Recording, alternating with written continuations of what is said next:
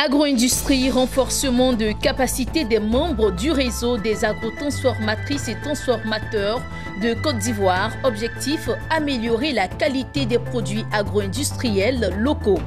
BAL 2, BAL 3 pour la sécurisation du système bancaire. Les journalistes de Côte d'Ivoire formés sur les enjeux de ces dispositifs. Et puis nous parlerons de culture. Les anciens du groupe musical OUIA, l'orchestre de l'université d'Abidjan, ont procédé à la présentation de leur album dénommé Reminder.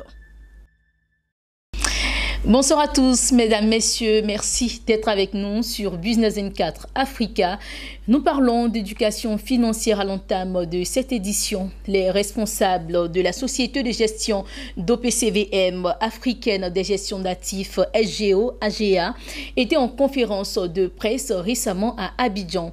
Objectif, porter la lumière sur les mécanismes d'investissement, savoir constituer l'épargne et investir en bourse afin de réaliser d'importants bénéfices sur le marché financier. Mondésir Nascimento et Richard Akiki. Comment profiter du marché financier à travers les fonds de placement? C'est autour de cette thématique que s'est déroulée une formation dédiée aux jeunes investisseurs et au grand public. L'objectif est d'apporter la lumière sur les mécanismes d'investissement, savoir constituer de l'épargne et investir en bourse afin de réaliser d'importants bénéfices sur les marchés financiers. Nous étions présents à cette séance pour pouvoir informer le public d'Abidjan et le public de Côte d'Ivoire et de toute la sous-région sur les fonds communs de placement qui sont des véhicules d'investissement sur le marché financier. Donc comment profiter du marché financier à travers les fonds communs de placement. Mettre 10% de son revenu de côté, mettre ça en épargne et faire fructifier cette épargne-là qu'on a durement constituée. D'accord ? Le faire fructifier sans risque majeur, d'accord, et en le confiant à des professionnels que nous sommes. La gestion de l'épargne et les finances personnelles, l'intelligence financière sont quelques-uns des sujets abordés au cours de cette formation. Pour Adjara Toulawani, formatrice en développement personnel, se payer, c'est épargner et faire travailler cette épargne pour soi. Gérer ses finances, c'est apprendre à mieux utiliser son salaire. Et quand on parle de salaire, vous travaillez pour quelqu'un, la majorité d'entre nous sont employés. Quand vous prenez votre salaire, qu'est-ce que vous faites en premier? Est-ce que vous apprenez à vous payer d'abord, avant de payer le loyer, avant de payer la voiture, avant de payer le crédit? Guy Stéphane Kwame, organisateur de cette conférence, se dit satisfait au regard de l'objectif selon lequel la formation est préalable à tout investissement. Il ne s'agit pas d'investir pour investir, mais savoir où investir et en profiter. La formation occupe une place de choix dans notre développement, raison pour laquelle, d'abord, dans un premier temps, il faille que l'investisseur soit bien formé dans les produits dans lesquels il investit. Une fois que c'est fait, maintenant, on lui proposera, en fonction de sa capacité financière épargnée, des produits qui seront adaptés à lui, ses besoins, dans le but de l'aider à pouvoir réaliser le projet qui lui tient à cœur. Je suis satisfait de cette conférence débat. La SGO AGA, Société de gestion d'OPCVM, africaine des gestions d'actifs, est agréée par le CREPMF, Conseil régional de l'épargne publique et des marchés financiers.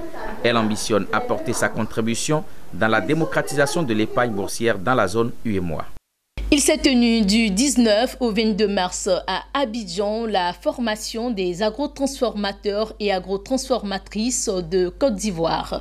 Cet atelier leur a permis de renforcer leurs capacités sur les bonnes pratiques d'hygiène et de transformation. Tout ceci pour améliorer la qualité agro-industrielle des produits locaux. Le reportage est signé Lawani Babatunde, Lignon Gilbert et Odilon Togba.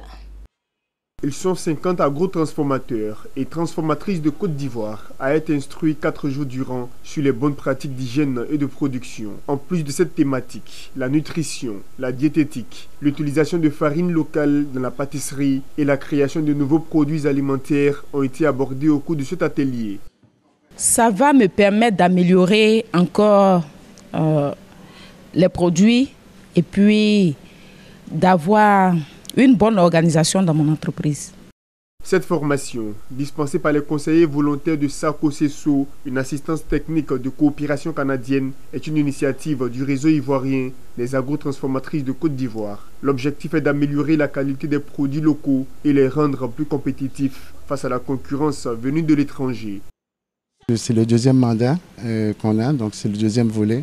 Il y a 2 ans, j'étais ici pour les former et je constate une amélioration et compréhension de tous les thèmes qu'on a couverts, donc les femmes ou les hommes qui étaient là. Ce que j'ai surtout apprécié, c'est que ce groupe-là, ces femmes-là, ces artisans-là, savent déjà leurs objectifs et ils vont progresser et avancer avec toute la confiance qu'ils ont en eux là. Quand il y a la concurrence, il faut faire la différence. Et la différence déjà de nos produits locaux, c'est qu'ils sont naturels. Et pour ce qui concerne les céréales, nos produits, nos céréales locales, les farines locales sont sans gluten. Et on constate de plus en plus de personnes allergiques à la consommation du gluten. Donc nous encourageons, nous lançons un appel pour que la population consomme local parce que c'est naturel. À l'issue de cet atelier de renforcement de capacité, les 50 agrotransformateurs et transformatrices sont repartis chacun avec un diplôme de certification. Après Abidjan, c'est au tour des villes d'Aboissou, d'Imbokrou et Abengourou de bénéficier de cette initiative. Et puis les caisses de dépôt et consignation de Côte d'Ivoire, en abrégé CDCI, a un nouveau directeur général. Son nom, Fofana Lassina, il a récemment prêté serment à défendre l'autonomie de l'établissement et de maintenir l'inviolabilité des fonds dont la garde lui a été confiée. Le reportage de Daniel Kodjo.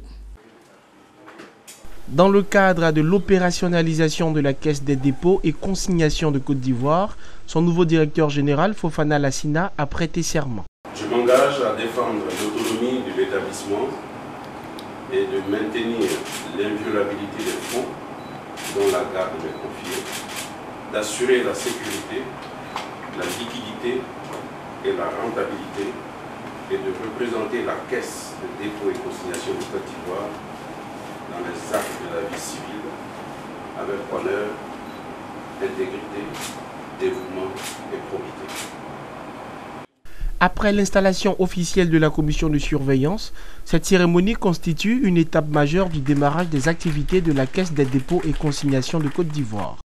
La Caisse des dépôts et consignations de Côte d'Ivoire a pour vocation d'offrir des capacités de mobilisation de ressources longues et des financements d'investissement, bien souvent dans les créneaux non couverts par le système financier classique, tant en termes de risque que d'innovation. Mettre les banques de l'UEMOA aux standards internationaux, c'est l'objectif de la BCEAO en appliquant dans l'espace communautaire les dispositifs réglementaires de Bâle 1 et Bâle 3. Il s'agit de dispositifs prudentiels visant à renforcer la résilience des établissements de crédit et du système bancaire. Les journalistes de Côte d'Ivoire ont été formés sur ces dispositifs. L'initiative est de l'APBEPSI, l'association des professionnels de la banque et établissements financiers de Côte d'Ivoire. C'était ce vendredi au siège de la fêtière au Plateau. Les journalistes à l'école de l'APBEPSI, l'association des professionnels de banque et établissements financiers de Côte d'Ivoire. Leçon du jour, les enjeux du dispositif prudentiel Bâle 2 et Bâle 3. Il s'agissait pour l'APBEPSI de se montrer rassurant et démontrer que ces dispositifs réglementaires ne sont pas de nature à nuire au fonctionnement des établissements bancaires. Bien au contraire, il s'agit d'instaurer une discipline bancaire en obligeant les banques à avoir des fonds propres solides, à plus de 8%, à se doter d'un système interne de surveillance performant et à être transparent en communiquant sur tous leurs états financiers. Alors, Bâle 2, Bâle 3, je pense qu'il y a beaucoup de bruit autour, mais les objectifs, tant au niveau mondial qu'au niveau local, par la BCEAO, les objectifs sont clairs. Il s'agit de renforcer les banques. Il s'agit d'assurer une certaine résilience des banques par rapport aux différents risques qui peuvent se poser aux banques. C'est de ça qu'il s'agit fondamentalement. Tout le reste, ça relève de l'appréciation. Voilà. Est-ce que c'est mauvais de souhaiter que les banques soient solides? Dans une économie où les banques sont faibles, parce qu'il y a des fraudes dedans qui ne sont pas maîtrisées, parce qu'il y a une gouvernance approximative, parce que les fonds propres de la banque même sont insuffisants, c'est l'insécurité au niveau du déposant que vous et moi sommes. Présent à la formation des journalistes économiques, le président de l'APBFC, Guy Croizan, s'est lui aussi félicité des nouveaux dispositifs prudentiels entrés en vigueur depuis 2018 dans l'espace UEMOA. Nous avons jusqu'à présent évolué dans un système qu'on appelait BAL 1.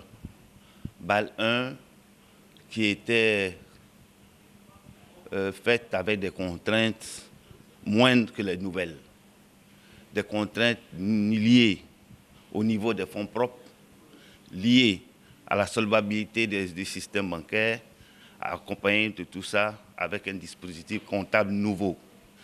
Il était important que les banques renforcent leur capacité financière parce qu'il n'est pas bon que des déposants voient en face d'eux leurs établissements bancaires aller à la banqueroute. Les journalistes ont salué cette formation de l'APBFC qui vient renforcer leurs capacités.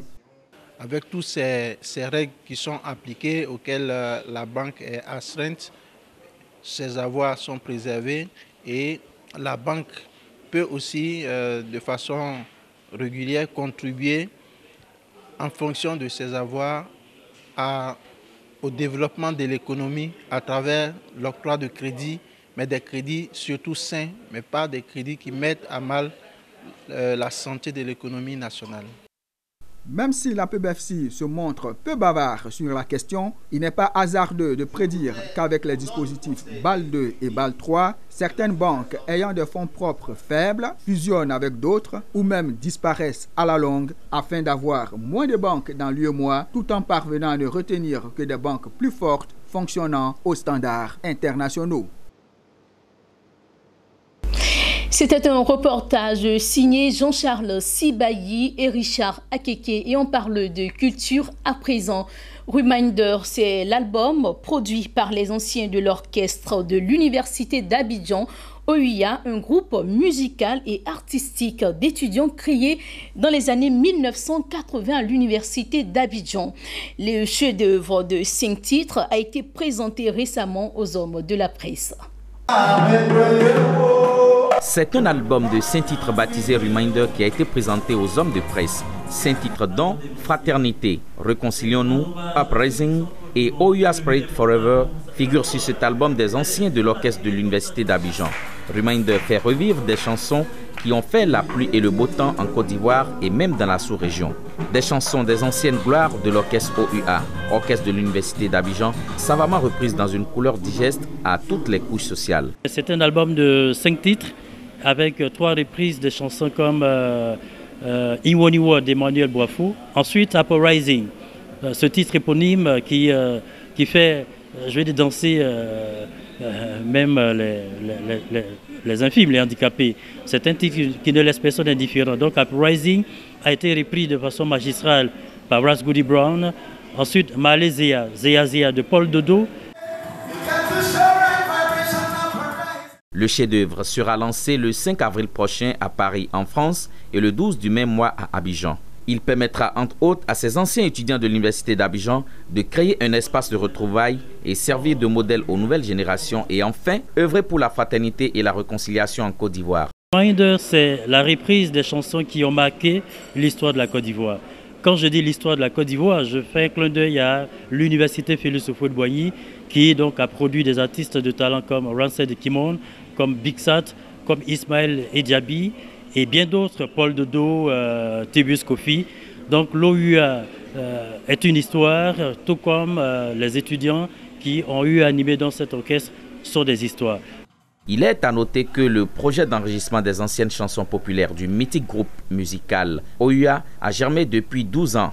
L'OUA, orchestre de l'Université d'Abidjan, était composé à sa création dans les années 1980 d'étudiants musiciens et chanteurs. Cet orchestre ambitionnait essentiellement d'œuvrer à l'épanouissement culturel et artistique des étudiants. Plusieurs célébrités des arts et de la culture ivoirienne, dont Tibus Kofi, Ramsès de Kimoun, Orenchi, ont été membres de l'OUA. C'était un reportage signé Mon Désir Nascimento et Richard Akeke. Rendons-nous à présent dans le nord-ouest de la Côte d'Ivoire, à Odiéné. Cette ville historique et religieuse, capitale de la région du Kabadougou, est située à 900 km de la capitale économique, Abidjan.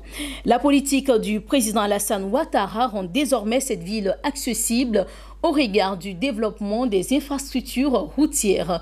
Les populations de la localité ont témoigné leur reconnaissance au président de la République ivoirienne, Alassane Ouattara. Le reportage est signé Thio Chong, commenté par Hervé Blagnon.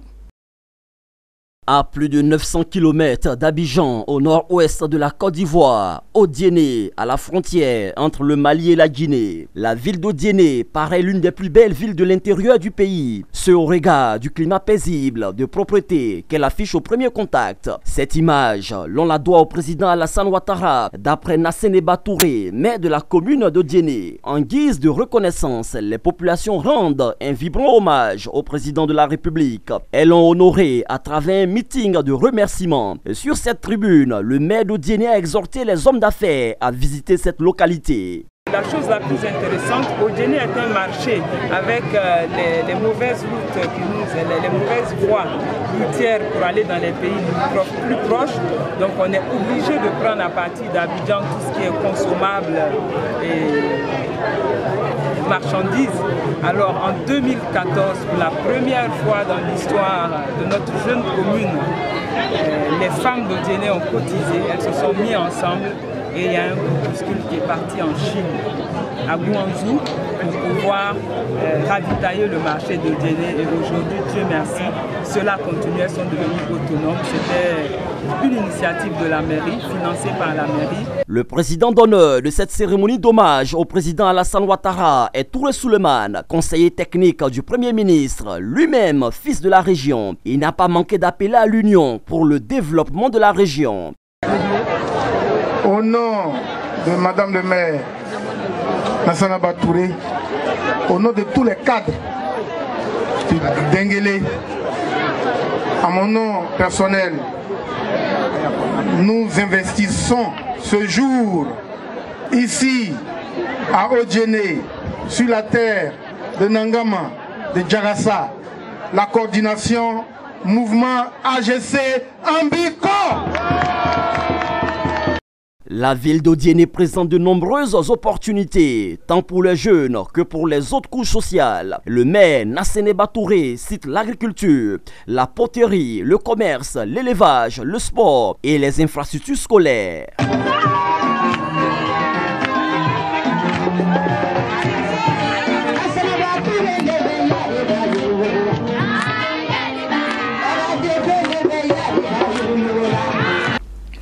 Et pour finir, au Maroc, le groupe marocain OCP, Office chérifiant des phosphates, spécialiste de la production d'engrais et de phosphates, annonce le lancement d'un fonds d'investissement de 500 millions de dirhams, soit 52,2 millions de dollars dédiés au financement des entreprises partenaires du groupe. La nouvelle entité réalisera des prises de participation minoritaires dans le capital des petites et moyennes entreprises PME à fort potentiel de croissance et de développement. C'est donc sur cette note que prend fin cette édition. Merci à vous de nous avoir suivis. À très bientôt.